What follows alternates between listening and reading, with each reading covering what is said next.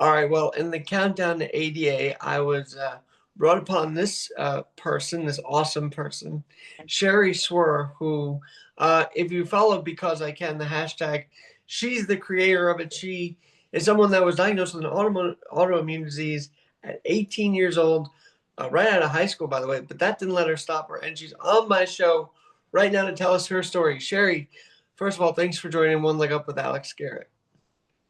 Thank you so much for having me. Yeah, my story has been a journey, one that is still continuing and probably will for the rest of my life. Um, I grew up in Brooklyn.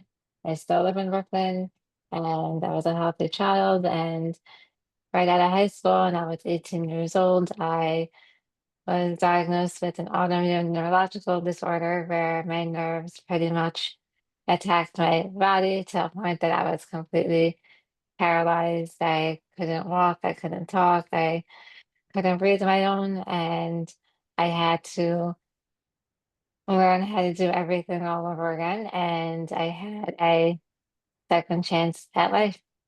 Well, what I love about your story is once you got diagnosed, you didn't really crumble. You actually got back into rehab and regaining your strength. So, talk about how you've been always adapting because that's sort of a theme I have here on One Leg Up is always adapting, helping others adapt. How did you adapt to all of that at 18 years old?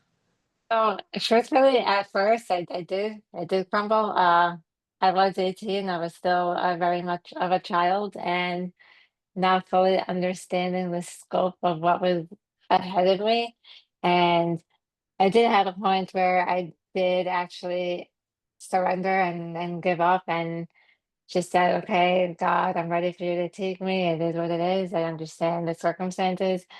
And also because the doctors had lost so much hope in me and my recovery. So I did. I tried to give up and I saw that that wasn't working and I was only getting worse. And I kind of used that to my advantage to get stronger and motivate myself to getting better and trying to prove to the doctors that, yeah, you can say whatever you want and believe whatever you want. But at the end of the day, it's all in God's hands. And if you have a will to fight and a will to live, then it'll happen. And that's what I did. And I spent many, many months in rehab. And I was strong enough to eventually go home where I still needed a lot of assistance and a lot of dependence. And was in outpatient therapy for a very long time, consistently on a daily basis. And as I grew stronger, I eventually cut down my therapy at a facility and did some at home and uh, kind of implemented that into my new daily routine. I gotta say this, Cheri. I love your workout videos. I love that you actually did run a marathon and a race after all that. We'll Mm. get that in a second. But the uh, the moment that you realize you can regain the strength and get back out there, you also got a college degree. So talk about that transition between high school to college. I mean, you're coming into college with this autoimmune disease, and talk about that journey. Yeah, so when I wanted to I applied to college. When I wanted to go to college, uh, I had this mindset that I was not going to attend until I was 100% back to where I was. And, I don't want to depend on anyone. I wanted to just go to college and have that full college experience. And I kept waiting and waiting and waiting. And then I said, like, there's never a time when you're ready. You just gotta get up and do it. And if you are not in a state where you thought to be, that's fine because you can learn to adapt and you can do whatever you need to be done. And I decided to start with one class, and they said, okay, it's 1 hour a day. How bad could it be? And I went in my wheelchair and I went with my whatever devices I needed at the time, and I loved it. And then the following semester, I had a full schedule and a full time student. And before I knew it, I graduated my bachelor's degree.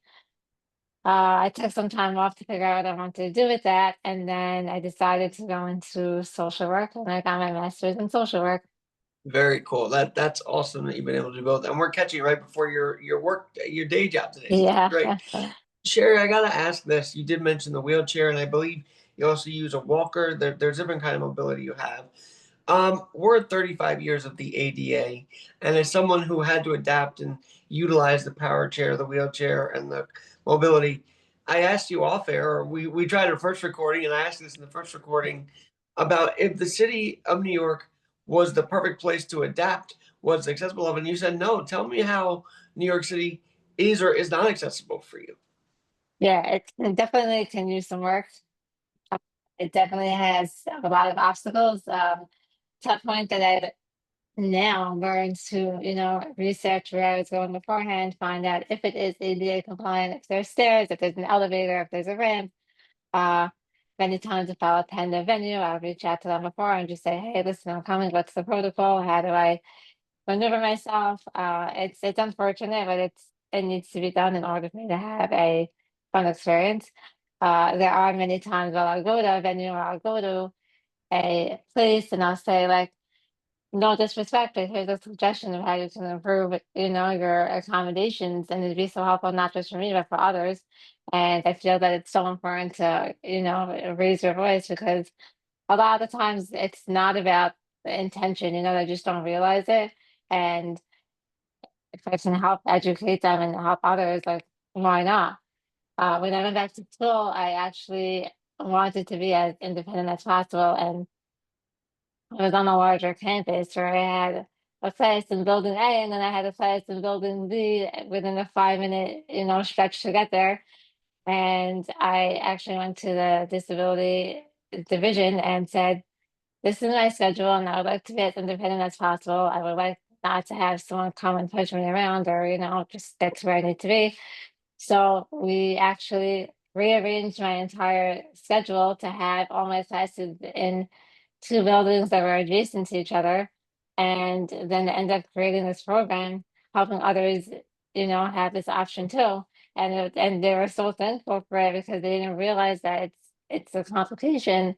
And from my end, I was so grateful that it could have been adjusted, So you're and like a now it trailblazer at that is it Hunter you say, or which college was this at? was in Brooklyn College. Oh, Brooklyn College. Okay. And that's such a spacious campus. You would think it would be accessible. That's Yeah. so interesting. It is. It's accessible. It's because my schedule was so drastic of like where my classes were. Well, So they were very accommodating. while you are making strides for people like yourself and others with disability, you also break out of the community, meaning you socialize with able-bodied people. You sort of just interact with everybody. And I feel like that's an important message to tell others that sort of still are in that little bubble, if you will, and say, hey, get out of that bubble. Let's start all expanding and being in the within the world, if you will. Yeah, I mean, there's no reason why you should stay in the bubble. And like from my vantage point, I try to be as independent as possible. And yeah, I use a walker, and yeah, I do need assistance here and there. And I've come to realize that people are wanting to help. If I'm Mhm. going to an office or a store and there's a door that's there, I don't mind asking someone, hey, do you mind holding the door for me? And they're very grateful to do it and happy to do it. Sometimes people are just unsure if it's appropriate to ask or offer help, and it's okay to ask for it because they're more than happy to do it. All right, let's get to the big thing that got you on the map, which was this Disney marathon. E Mhm. News, ESPN covered your story, which is pretty awesome. I mean, if you go to Cheri's Instagram right now, you could watch her walking to the finish line, walk running to the finish line, no mobility aids or anything. She just did it on her own 2 feet. Talk about that process, Cheri, how you got to that moment. Okay, it's quite a story. So I am a very big Disney fan. I still believe in happy endings and fairy tales, and I love all the princesses. And I'm definitely still a child at heart. Um, I came across a Disney marathon opportunity, and it was a half marathon, and it was consistent of 20,000 runners. And I decided I wanted to participate in 2016, and I applied to join. And I received an email back saying that if I was unable to propel myself in the marathon, I would not be able to participate. I was like, safety issues. And I reached out back to them and said, I physically cannot push myself for 13 miles. But I do have my brother-in-law who's an elite runner and who offered to push me the entire marathon. And Disney gave some pushback saying it's out of their protocol, it's not safe for the other runners. So I kind of made it my mission to, break that barrier and tell them that I would not give up until they said yes. So let's figure out a way to make it happen. And Disney is the place where dreams come true, and this was my dream to do it. So let's figure Did it that out. shock you when they first said no? I mean, here's a place that seems so welcoming, yet here they are telling you no, you cannot have this kind of assistance. That's very interesting that they Actually, would deny that. this is actually very accommodating and actually happens to be very, very accessible. I think it was more out of like a safety hazard for the other runners, which I understand. So we worked together and uh, we figured out a way to make it happen. And in 2016, my brother-in-law and I were the first considered para duo to participate in the Disney Marathon, where he pushed me for the entire marathon. And 2017 came along and I reached out to Disney again. And I said, hey, I want to participate again. And when I registered on the website, there was now an option of participating as a para duo. So that was pretty cool to see.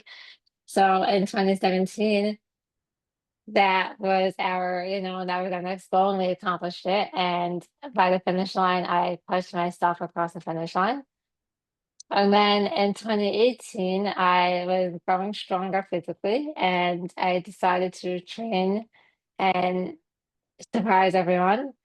And toward the finish line, my brother-in-law sat in my wheelchair. I got up and I pushed him across the finish line. And then in 2019, we said, okay, how are we going to make this even more cool? Mhm. And I was at the time still growing stronger as I continue to today, and said, okay, let's train for something really cool. And I got out of my wheelchair about a half a mile before and walked independently across the finish line, which was a massive accomplishment and took a lot of training. And Disney caught wind of that story and decided to publish it and advertise it. And then a few days later, I guess it kind of blew up, and ABC was attracted to it, and E! News, then CNN, and then before we knew it, it was all over the place. Talk about whether you're ever going to do a New York City marathon. Can your body do something like that for New York City style, or is that in the works at all? Or So actually, my brother-in-law and I did participate in the New York City Full Marathon. wow, It was throughout the 5 boroughs. It took a lot of time. And I told him I hope he got that out of his system because I was never doing that again. I well, don't and understand the runner's eye. I asked you this the last time we talked about your energy because I had a lot of hospitalization last year in May 2024. Don't want to really go down memory lane on that, but I just noticed my body was telling me, "Hey, you've done enough for today." And you both seem like we're both very active people. So does your body also tell you, "Okay, we're done for today. Let's relax a little bit"? For sure. I think it's so important to listen to your body and to know when it's time to take a break and when it's time to call it a day. It's also important to be active and to do what you want to do and to not let your disability stop you. But it's also very important to know when it's time to rest. And I've come to realize that if you don't listen, your body will show it to you in other ways and leaving you forced to rest. Cheri, I gotta ask you about you're obviously living on your own now, or with it, you're living independently now. So that transition from leaving home to your own place, like, has that been made? Did that happen? Talk about that. No, Living independently, I don't want to answer that question. I don't live alone. right? You live on your own. So talk. No, I Wait. don't. I don't want to answer that question. We could just get that. Oh, gotcha. Okay. So talk about your independent lifestyle in your workplace then, because obviously another goal is to get people to work, even with a disability, they can work. I think that's a message too. So talk about your work style and how you adapt to that on a daily basis. Yeah, for sure. I wanted to find something that was meaningful to me, and I realized that I have been helping other people go through their challenges on my own, and I came to realize that, hey, why not? I use this as a tool to help others. So I did get my master's in social work, and I decided to to try it out and support the work. And like I said, yeah, I may use my wheelchair, I may use my walker, and it's okay. And there are people there that are willing to help if it's needed. And even so, there's always a way to adapt and to accommodate and to make it happen. And it's more about like your will to want it. Like how bad do you want it? Yeah, you might have to put in some extra work, but it's just a test of how bad do you want it. And if you want to do it, it can definitely happen. All right. I love that you say you were friends with John Stamos. How did that connection build up? And did Full House actually help get you through all that? Like, what did you lean on that while you were trying to get into this rehabbing process? So I grew up watching Full House. I always had a crush on John Stamos. I he's just a very kind person. I went to see one of his Broadway shows, and I got to meet him after the show. And ever since that show, we've met with each other, and we've kept up with each other, and we've befriended each other throughout the years. And anytime he's in town, he'll send me a chat, like a message saying like, "Oh, I'm going to be here if you want to come and see me." And we've just kept up throughout the years. And he's such a kind person. And the first time that I actually met him, obviously he didn't know my story, didn't know what happened to me, and I was actually in a much worse state than I am today. And he left me this message that I'll never forget. And he said, "I don't know what happened to you. I obviously don't know what you're going through, but whatever it is, you're stronger than whatever tried to kill you. So the fact that you're here says something and shows your strength, and don't ever let that strength go." And I Hmm, always tell him that I'll never forget him saying that, because it has definitely pushed me along the way, especially in moments where I needed that motivation. I love it. I love it. And your family, obviously, through all of this, has been supporting you day by day. I'm sure since it all started. Were they in shock as much as you, or how did they react when it first all the diagnosis happened? Yeah, for sure. I'm very, very blessed to have an amazing support system. I have an incredible family, immediate family, extended family, friends that have become my family, and a community that's amazing and supportive and has been with me the entire way.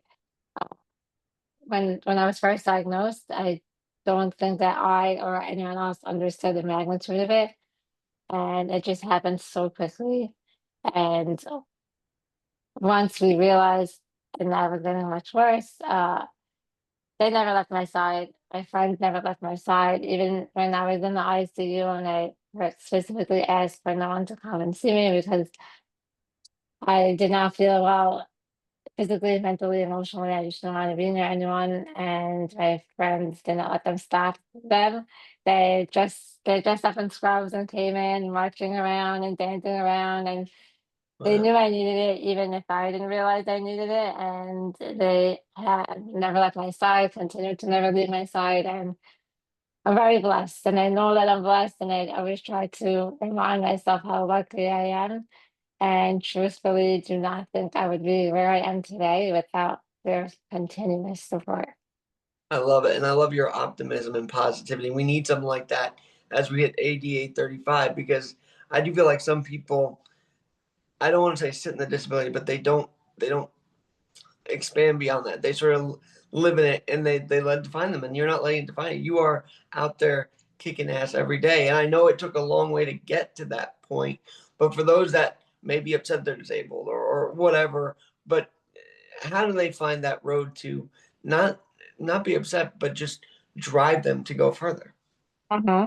I mean, yeah, listen, I don't let my disability define me, but it definitely has shaped who I am today. And yeah, if you're feeling low and you're feeling sad and you're stuck in that state, it's okay. It's important to feel, and you should definitely not, like leave that in the, like, if you don't address it, it's just gonna sit and then build up and then explode and manifest in other ways.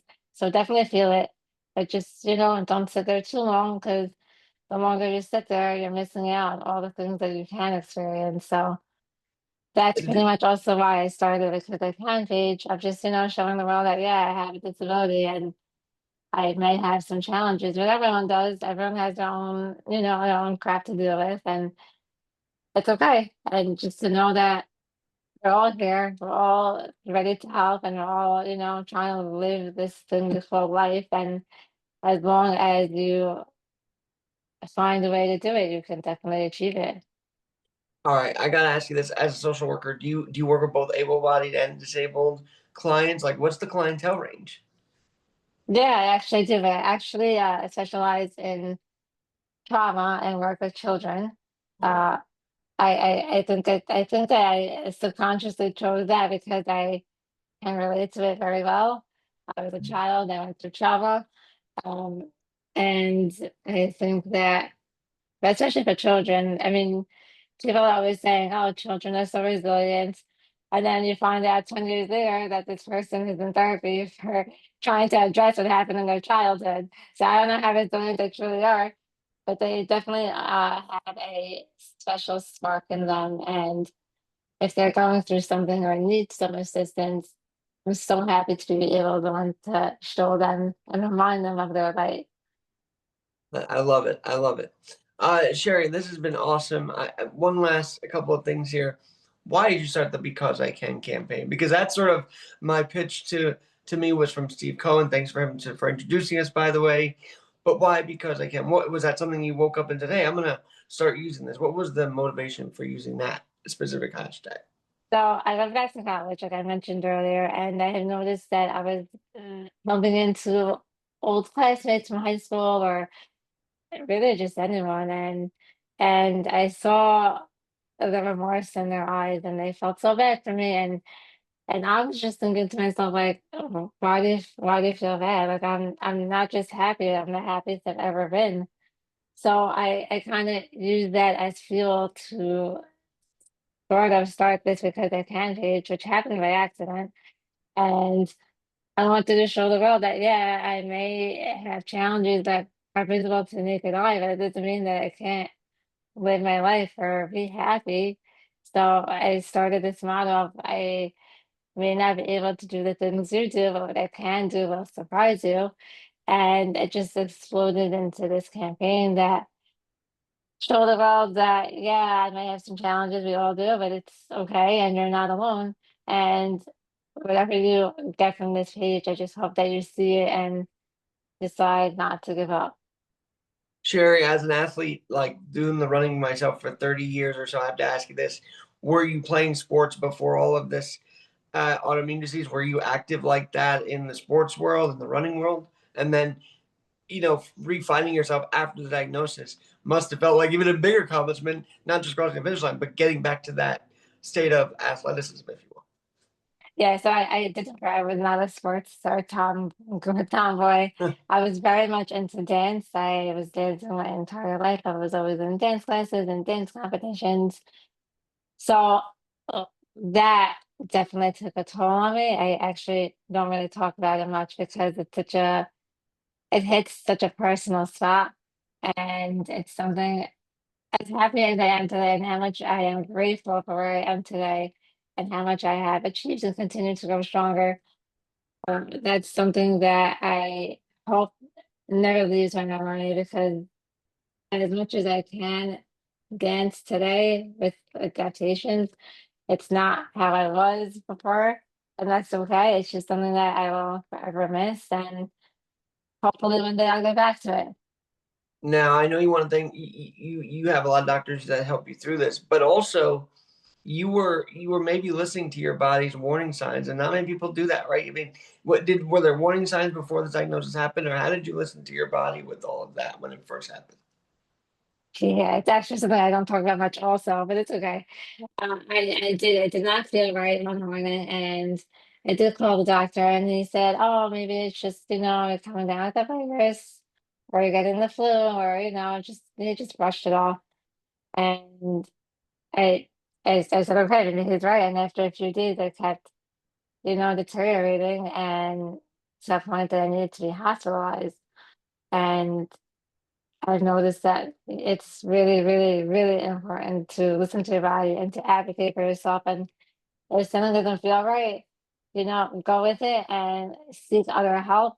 It's better to be told you're fine, you're fine, you're fine, and take all the tests and to be seeing that you're fine versus just, listening to one doctor and just waiting for something worse to happen.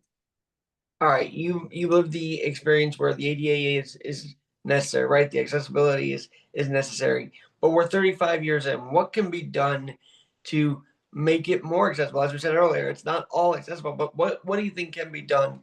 Not just in a, I guess, physical way with all the accessibility, but just in a lot of ways, there's a lot more to go, right? For sure. I feel like there's so many different communities out there that, let's say, like the LGBTQ or I don't know, things like that. And I just think that there's so much more work to be done with the ADA, and we're just, I don't know, I guess on the back burner. And I wish there were more ways to do it. And I think that we are, as a community, doing it, but as a nation or as a world, I think that it does get neglected sometimes, which is why our community is so strong because we advocate for each other and try to accommodate with each other. But it definitely can use much work. Do you feel like these kids, not even the ones that you're helping out in your work, but do you feel like kids are looking up to you, people are looking up to you now? I mean, you're such a grounded person for being highlighted on ESPN, yet you sound so grounded. So it doesn't sound like it let it get to your head a little bit. You know what I mean? Like you're very grounded. But do you notice people, hey, we look up to you, Cheri? Is that type of thing you're seeing?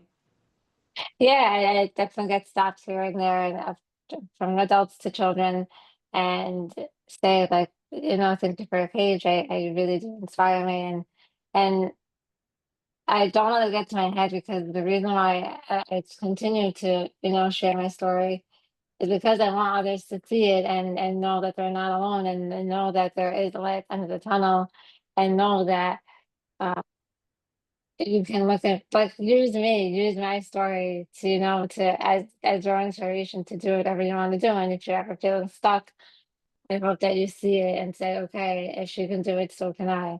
And that's really my only goal. I'm not here for the fandom and the stardom. I don't care for the spotlight. Well, Cheri Srour, Srour, Cheri Cheri. You can find her on Instagram as well. I love the story that you said that someone was not wanting to do the exercising, go to the gym in the morning, but they saw your video and said, "Okay, I'm going." I Yeah. saw the video, and it's a great story. Yeah, I mean, it happens more than a few times. I'm grateful for that. If someone's feeling stuck or unmotivated and needs that extra push, they'll say like, "Oh, I saw your page, and and if Cheri can do it, then what's my excuse? I have no reason. My legs are working, my arms are working. I'm healthy. I have no reason or excuse not to do anything." And it gives them that momentum to, to push themselves. And that's really my main message. Well, I love that I was able to feature you on the countdown to ADA 35. Are you celebrating the ADA tomorrow, or are you going to be involved, or what's your plans for the weekend? Just living, whatever comes with it. I'm just trying to enjoy the summer and enjoy my life, whatever way that means, with friends, with family, the beach. I love to go to the ocean. So yeah, Which is, I think, the best way to honor the ADA. Just keep for sure. living the life. Yeah, living my second life. Yeah. All right, Cheri, loved having you on, and we're definitely gonna have you back on as your story continues to be out there, and any developments that you want to talk about. You're welcome back on the One Leg Up Network. Thank you so much for having me. Hang on one second.